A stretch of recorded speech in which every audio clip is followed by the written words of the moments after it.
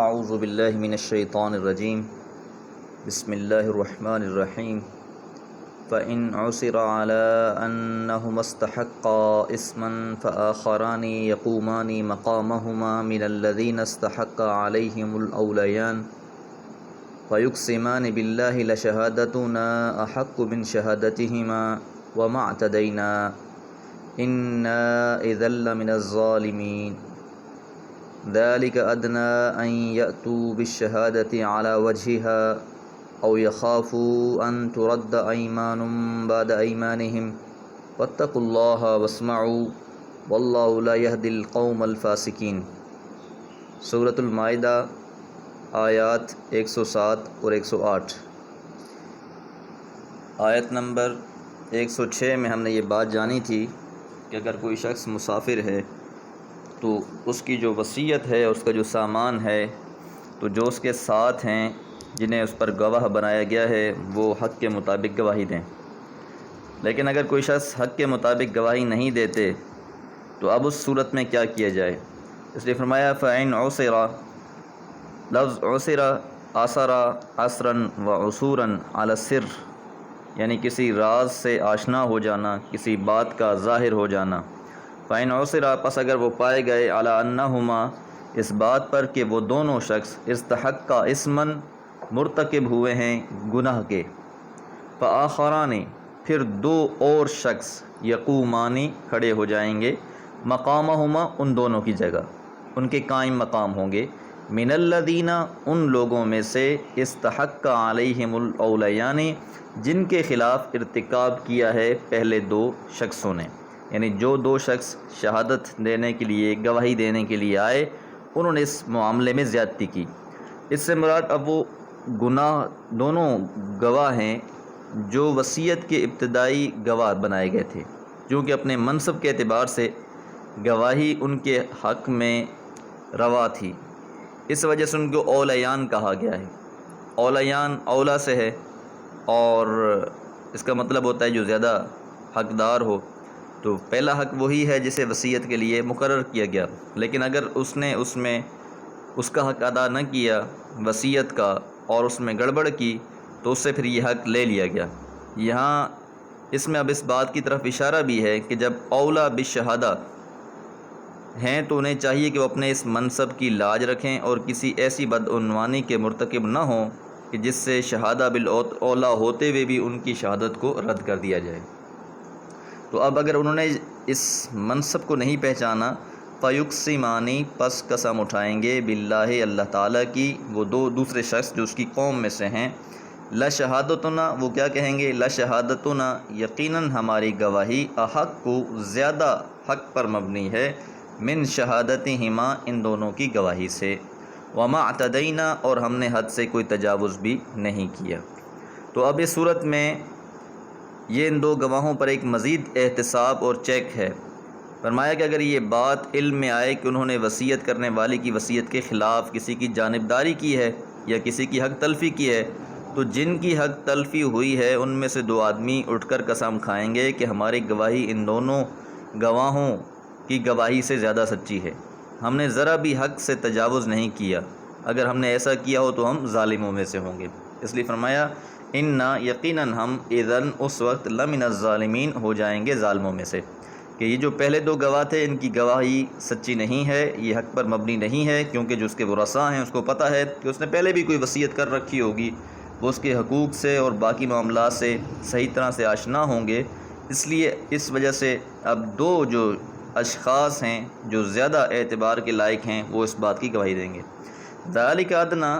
یہ زیادہ قریبی ہے، ان یأتوا بالشہادۃ علی وجہہا، ان یأتوا بالشہادۃ، کہ وہ گواہی دیں گے، علی وجہہا، اس کی حقیقت پر،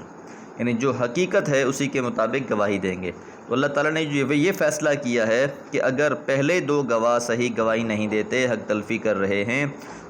تو اس کیفیت میں اب جب دو گواہ اور ہونے کا چانس ہے تو اس لیے یہ قریب ہے کہ وہ اس چیز سے اجتناب کریں۔ او یخافوا، یا انہیں اس بات کا ڈر ہو، ان ترد ایمان، کہ رد کر دی جائے گی ان کی گواہی، بعد ایمانہم، ان کی گواہیوں کے بعد، یعنی جو پہلے دو گواہ تھے ان کی گواہیوں کو بعد کے گواہوں کی وجہ سے رد کر دیا جائے گا۔ واتقوا اللہ، اور اللہ تعالیٰ سے ڈرتے رہو۔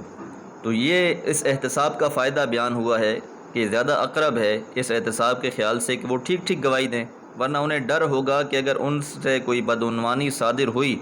تو ان کی قسمیں دوسروں کی قسموں سے باطل ہو جائیں گی۔ تو اس سے معلوم ہوا کہ جن کی حق تلفی ہوئی ہے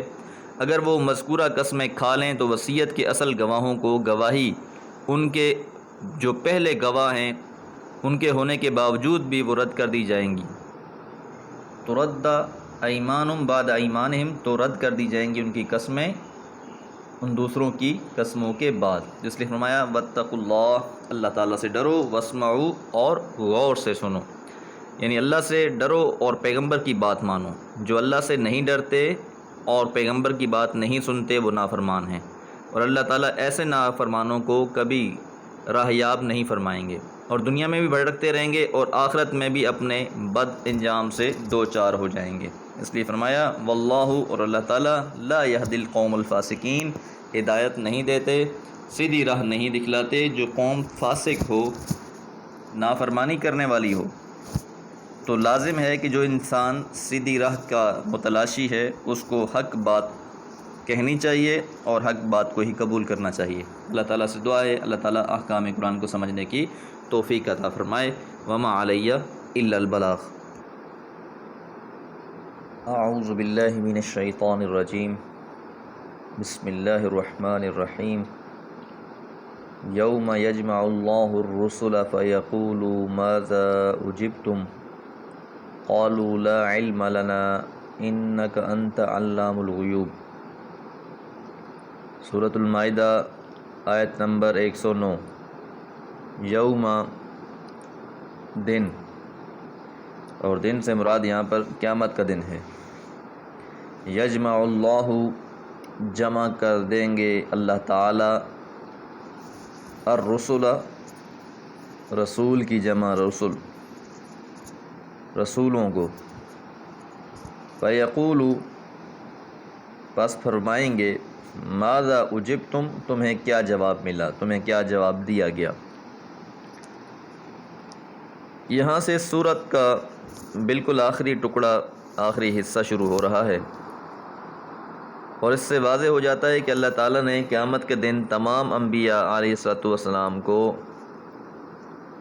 جمع کر کے ان سے پوچھے گا کہ انہوں نے اپنی اپنی امتوں کو کیا تعلیم دی تھی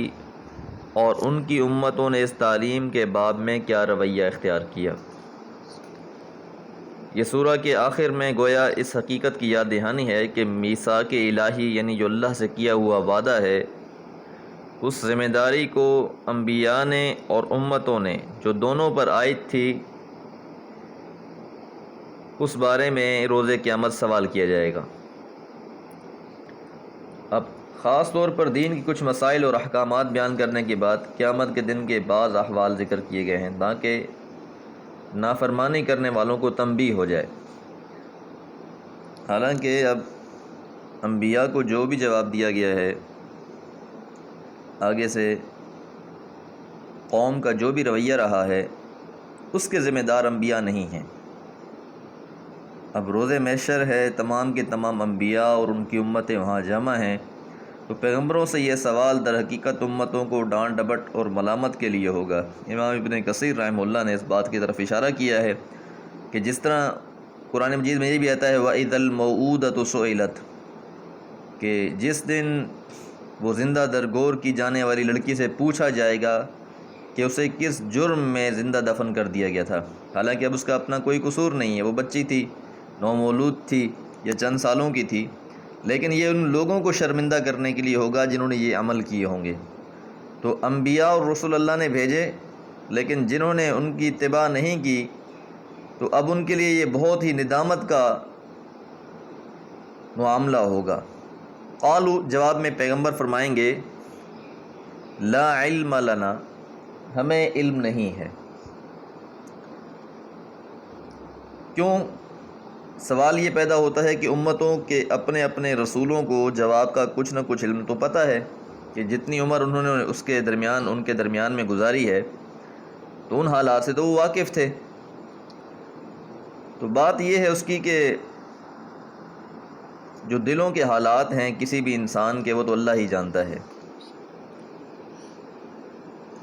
اور دوسری بات یہ ہے کہ انبیاء اور رسل کے اٹھائے جانے کے بعد کا جو معاملہ ہے اس کے بارے میں تو صرف اللہ تعالیٰ ہی جانتے ہیں کہ اس کے بعد امت کا کیا حال ہوا، امت کیا کرتی رہی۔ جس طرح کہ قرآن مجید میں حضرت عیسیٰ علیہ السلام کے حوالے سے آتا ہے کہ کنت علیہم شہیدا، یا اللہ میں ان میں گواہ تھا،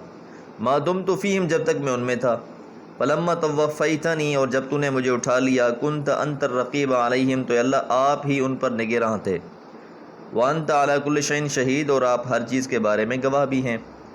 تو حضرت عیسیٰ علیہ السلام یہ فرما رہے ہیں کہ مالک جب تک میں ان میں تھا وہ تو مجھے پتہ ہے، لیکن بعد کے حالات میں اور وہ کیا کرتے رہے ہیں اس کا بارے میں مجھے علم نہیں ہے۔ اور دوسری بات یہ ہے کہ اللہ تعالیٰ کی یہ صفت ہے کہ اللہ تعالیٰ علام الغیوب ہے۔ جو آیت مبارکہ کا اگلا حصہ ہے، انکا یقیناً آپ، انت علام الغیوب آپ ہی غیب کی علم کو خوب جاننے والے ہیں۔ غیب کی جمع غیوب، تو اللہ تعالیٰ کی یہ صفت ہے۔ تو گویا یہ اس سوال کا جواب بھی ہو گیا کہ ہم تو صرف اس کے ظاہری جواب کی حد تک ہی واقف ہیں، اور ہماری زندگی میں انہوں نے دیا، اور پیغمبر شہادت بھی اس کے متعلق دیں گے۔ جس طرح سورہ نساء میں بھی یہ بات گزر گئی کہ پیغمبر اس بارے میں گواہی بھی دیں گے۔ باقی رہا کہ انہوں نے فی الحقیقت ہماری دعوت کو دل سے قبول کیا نہیں کیا، ہمارے بعد ہماری امتیں اس دعوت پر کہاں تک ثابت قدم رہیں، تو اس کا علم اللہ تیرے سوا کسی اور کو نہیں ہے، کیونکہ چھپی ہوئی باتوں کو تو ہی خوب جانتا ہے۔ تو یہاں پر یہ مقصود ہے۔ اللہ تعالیٰ سے دعا ہے اللہ تعالیٰ روز قیامت کی سختیوں سے تمام انسانوں کو محفوظ رکھے۔ وما علیہ الا البلاغ۔